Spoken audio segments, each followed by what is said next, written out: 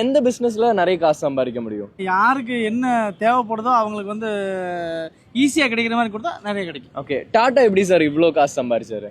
Tata வந்து நம்மளை மக்கள் நேசிச்சார். இன்னைக்கு 50% வரி போட்டாரா அமெரிக்கா ட்ரம்ப்பு?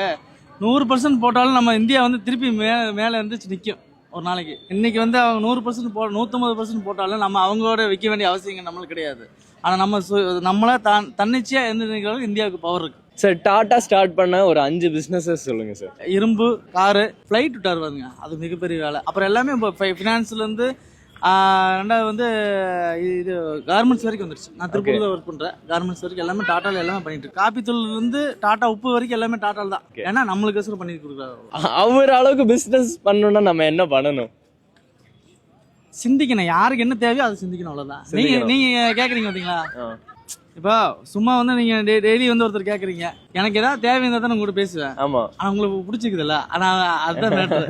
அந்த மாதிரிக்கு மற்றவங்களுக்கு பிடிச்ச மாதிரி நம்ம ஒரு பிசினஸ் பண்ணோம்னா கண்டிப்பா பெரிய ஆளா. உங்களுக்கு பிசினஸ் பண்ணணும்னு ஆசை இருக்கா? கண்டிப்பா. என்ன பிசினஸ் பண்ணணும்னு ஆசை?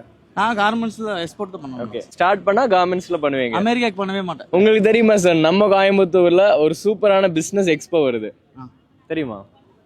கொடிசியா ஏதாவது போடுவாங்க. ஆமா ஆமா ஆமா, கொடிசியால தான். சொல்லுங்க, ஏதாவதுன்னா சொல்லுங்க. எனக்கும் சரியா தெரியல, பட் வீடியோ எண்டிங்ல நான் சொல்லிடுறேன்.